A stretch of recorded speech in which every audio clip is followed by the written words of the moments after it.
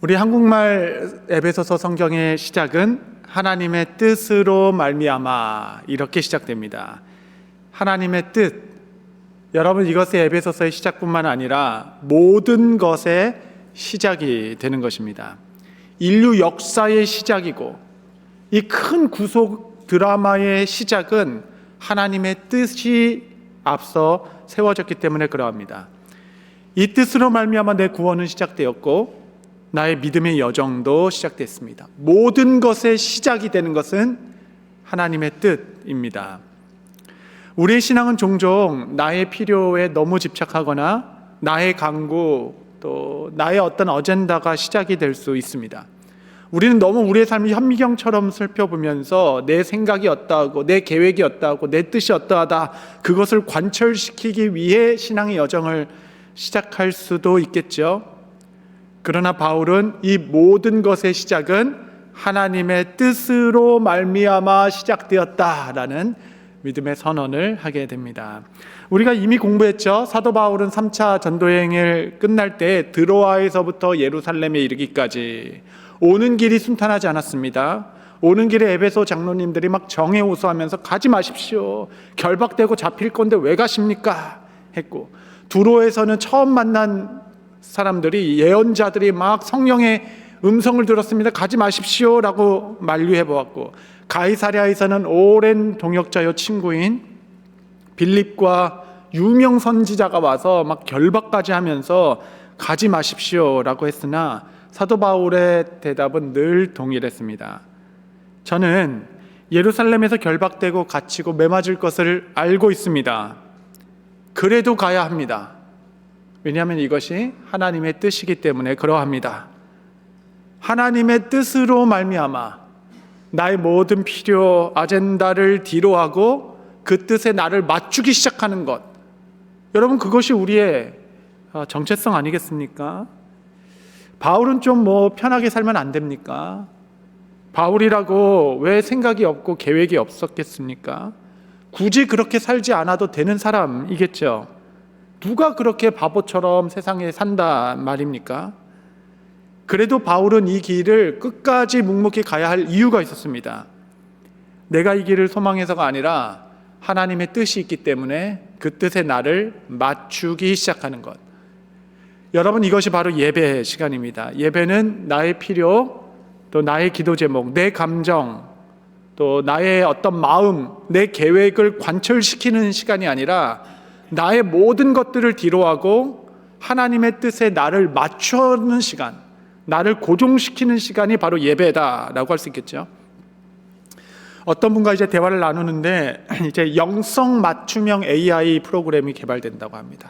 뭐냐면 그때 나의 어떤 바이오 리듬과 그 일정과 이런 것들을 다 이렇게 해가지고 나의 감정에 맞게 이 말씀에 이렇게 뽑아주고 또 보게 해준다라는 거예요. 그래서 내가 너무 슬프면 위로 이렇게 치면 그거에 대해서 다 이렇게 해주고, 키워드에 따라서 맞춤형 말씀을 또 묵상 내용을 이렇게 만들어주는 영성 프로그램이라는 겁니다. 여러분, 도대체 이 말씀은 누구의 마음에 들도록 하는 것인가? 아주 근본적인 질문이죠. 누가 누구에게 맞추는 과정인가? 저는 벌써 얼마 전부터 찬양의 트렌드가 그렇게 되는 것 같아 몇 번 계속 여러분께 말씀드리고 있는 겁니다. 찬양이라는 건 본질적으로 하나님을 높이는 시간이거든요. 하나님의 성품, 하나님께서 하신 일, 내가 처한 상황과 기분과 감정과 상관없이 하나님이 어떤 일을 하셨다라는 것에 나를 고정시키는 시간인데, 요즘 드러나는 찬양들은 너무 나의 처지, 나의 감정, 내 마음, 내가 외롭습니다, 내가 실패했습니다, 내가 넘어졌습니다, 이런 어떤 나의 삶을 현미경처럼 보면서 거기로부터 이렇게 하나님을 찾아 밝아가는 그러한 경향이 더 짙은 것 같아 좀 우리는 좀 반성하게 됩니다. 도대체 누구한테 감동을 주려고 찬양하는 겁니까? 하나님께서 이사야서 1장에 이스라엘 백성에게 더 이상 재물 갖고 오지 마라, 더 이상 절기 지키지 마라, 이제 더 이상 제사 드리지 마라, 너희의 제사와 예배가 내게 무거운 짐이라, 이렇게 말씀하십니다. 내가 그 예배의 지기를 곤비하였다라고 말씀하셨어요. 너무 충격이죠. 예배 드리면 하나님 기뻐하실 줄 알았는데 그 예배가 내게 너무 무거운 짐이고 내가 이것 때문에 더 곤비해진다라고 얘기합니다. 그러면서 두 가지 말씀하셨어요. 너희가 성전 뜰만 밟고 가잖아. 누구도 그 언약의 그 깊은 임재 가운데 하나님의 말씀을 듣는 그 자리에 나오지 않잖아. 그냥 그 뜰만 밟고 다 돌아가고 있잖아 라고 얘기했고, 두 번째는 너희가 다 나를 만홀히 여겼다 라고 얘기하셨어요. 만홀히 여기다, 소홀히 여겼잖아 라는 뜻입니다. 너희 다 사실 나한테 무관심하잖아. 나의 임재, 나의 마음에 대해서 무관심하고 소홀히 여겼잖아. 여러분, 그렇게 이야기하는 겁니다. 지난 한 50년 정도 교회를 가장 병들게 한 세계관이 있다면 당연 소비주의적 영성이라 하겠습니다. 소비주의적 영성. 누군가가 얘기한 것처럼 기독교는 그리스로 가서 철학이 된 것이고, 로마로 가면 제도가 되었고, 유럽에서는 문화가 되었으며, 미국에서는 기업이 되었다. 여기까지 얘기했는데 제가 하나 더 붙인 겁니다. 미국에서는 기업이 되었고 한국에 와서는 이제 대기업이 되었다. 이렇게 된 거죠. 대기업이 된 겁니다.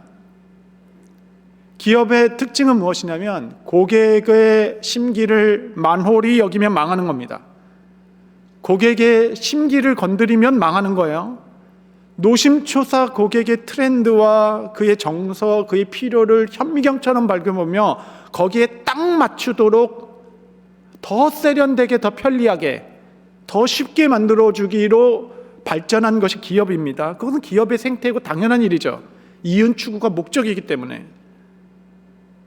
그런 소비주의적 영성이 교회 안에도 들어와서 오늘 차민석 장로님 기도해 주신 그대로 물질 만능주의, 성장이 이제 정의가 되었고 숫자가 힘이라는 세상 논리가 그대로 들어왔죠.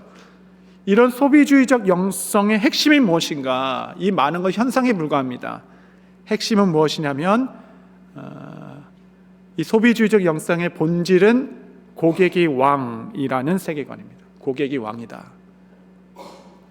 여러분, 정말 교회의 머리는 누구십니까?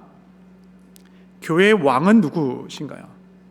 우리는 도대체 무엇 때문에 이 새벽에 깨어 있으며 예배 때마다 함께 모이고 우리의 헌신을 기쁘게 드리는 이유는 무엇입니까?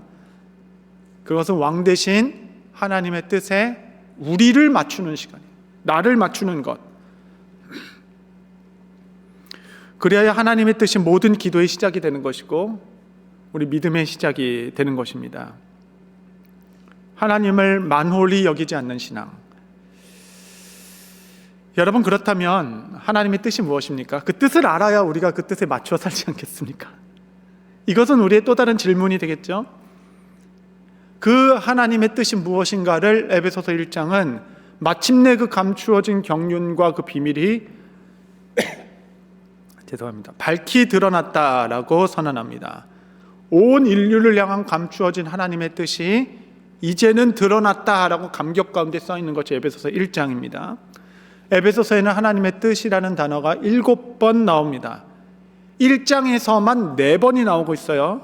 교환해 드린 대로 1장 1절에 하나님의 뜻대로, 5절에는 그 기쁘신 뜻대로, 9절에는 그 뜻의 비밀을, 11절에는 그 뜻의 결정대로 하나님께서 반드시 이루겠다, 만세 전부터 뜻을 먼저 세우셨다라고 하는 그 뜻이 무엇입니까? 그것은 모든 권세 가지시고 그 근원을 가지신 분께서 우리를 구원하시겠다라는 하늘의 뜻을 세우셨다라는 것입니다. 내가 너희를 구원하겠다. 성부와 성자와 성령의 지혜와 그의 삶을 쏟아부으시며 내가 연합하여 너희를 죄에서 건져 올리겠다라는 것이 이 세상을 향한 하나님의 기쁘신 뜻, 놀라운 뜻을 세우셨습니다. 여러분, 죄는 행위가 아닙니다. 행위를 고치려고 하면 죄를 이길 수가 없어요. 죄는 행위가 아니라 권세입니다. 권세이기 때문에 사람의 행동과 무슨 결심으로 이겨낼 수 있는 속박 그 무엇이 아닙니다.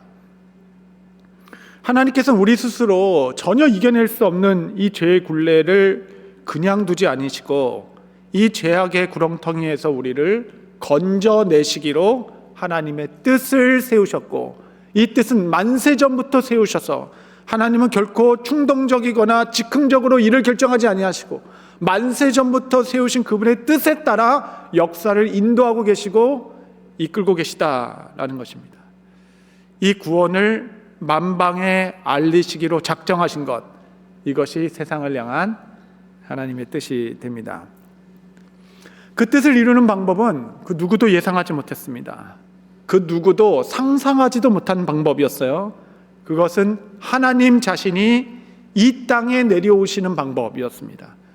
하나님 자신이 시간과 공간의 제약 가운데 내려오시고 우리 가운데 거하시는 방법으로 누가 상상이나 했겠습니까? 창조주 하나님께서 시간과 제약의 한계에 마구간에서 왕으로 태어나셨다. 여러분, 이게 얼마나 신비롭습니까? 얼마나 하늘의 지혜입니까? 율법 아래 태어나셔서 그 율법의 기준을 모두 다 만족하시고, 그 다음이 더 충격입니다. 그가 왕으로 와 정권을 잡고 칼로 세상을 이기신 것이 아니라 겸손과 낮아지심, 조롱과 배척의 십자가로 저 하나님의 뜻을 거역하고 조롱하는 자들을 십자가에 못 박은 것이 아니라 자신을 십자가에 못 박으심으로 딱 한마디 외치신 거예요. 전 세계를 향하여 샬롬, 평안하라. 샬롬. 여러분, 성경에서밖에 나오지 않는 단어입니다. 당시 모든 문헌, 모든 편지, 모든 역사서에 단 한 군데도 나오지 않는 단어, 샬롬, 평안하라. 그 참된 안식을 선언하기 위하여 십자가에 지시고, 죄 없으신 분이 그 죄를 감당하시고 십자가에서 우리를 용서하시는 방법으로 원수의 진을 단번에 깨뜨리시고 우리에게 샬롬의 선언을 하셨습니다. 그리하여 이 십자가는 열방을 구원하시기 위한 하나님의 의지가 담겨 있는 겁니다. 여러분, 십자가를 보십시오. 아들까지 아끼시지 아니하신 분에게 도대체 무슨 권세로, 무슨 힘이 이 세상을 구원하시기로 작정하신 하나님의 뜻을 꺾을 수 있겠습니까? 아들까지 아끼지 아니하였는데. 로마서 8장 32절 한번 다 같이 한번 합독하겠습니다. 시작. 자기 아들을 아끼지 아니하시고 우리 모든 사람을 위하여 내어주시니가 어찌 그 아들과 함께 모든 것을 우리에게 주지 아니하시겠느냐. 할렐루야. 모든 것을 다 주겠다. 이 뜻에 순종하며 나가는 자들에게 아무것도 아끼지 않을 것이야. 하나님의 만세전부터 세우신 그 뜻을 이루어가는 일에, 여러분, 이 십자가는 하나님의 흔들리지 않는 구원의 의지입니다. 단순한 사건이 아닙니다. 하나님의 의지의 선언이에요. 십자가에 달린 아들을 보아라. 그 선녀를 보아라. 누가 하나님께서 세우신 이 뜻에 대항하여 그 앞에 감히 설 수 있겠습니까? 만군의 여호와의 열심을 누가 막을 수 있단 말입니까? 원수들은 스데반이 돌에 맞아 순교할 때 그 돌로 복음을 꺾을 수 있다라고 생각했을 것입니다. 그러나 그 피 흘림은 이내 바울의 회심의 기초가 되었고 오히려 교회는 흩어져 더 크게 번영하게 되었습니다. 야고보가 칼에 죽임당하고 수많은 사도들이 순교의 길을 걸었지만 그 피는 오히려 교회의 토양이 되었습니다. 거침없는 하나님의 뜻은 세대를 거쳐 시대를 거쳐 누구도 꺼뜨릴 수 없는 불꽃이 되어 교회를 통해 활활 타오르기 시작했습니다. 로마 제국의 그 권세, 그 혹독한 순교의 세례, 피의 세례라고 하죠. 순교의 세례, 고난의 세례의 시대, AD 64년 네로 왕자의 기독교 핍박이 시작되었을 때 기독교인이라고 고백하는 자들을 다 잡았고 그를 혹독하게 고문함으로 교회의 사람들을 다 축출하여서 극도하게 잔인하게 처형하여 그의 정치적 위기를 벗어나고자 했던 극악한 왕이었습니다. 그들의 이 핍박이 얼마나 심했는지 밤새 이 나무 송진을 사람에 묶어서 발라놓은 다음에 밤에는 불을 붙여서 그 시체 타는 곳으로 로마 도시를 밝혔다라고 이야기하고 있죠. 양의 가죽을 벗겨가지고 그 크리스찬들의 자녀들에게 입힙니다. 그 성난 들깨들을 콜로세움에 풀어놔서 그 부모 눈앞에서 자녀들이 죽는 것을 보게 했다라고 합니다. 많은 사람들이 벌거벗김 가운데 그 연극을 하게 하는 수치를 하게 했고, 많은 사람들은 술과 쾌락 가운데 그것을 엔터테인으로 즐기게 하였습니다. 수많은 무리가 단지 그리스도인이라는 이유 하나만으로, 신앙을 지켰다는 이유만으로 능욕을 당했고 순교의 피를 뿌렸던 시대가 1세기 크리스찬들이었습니다.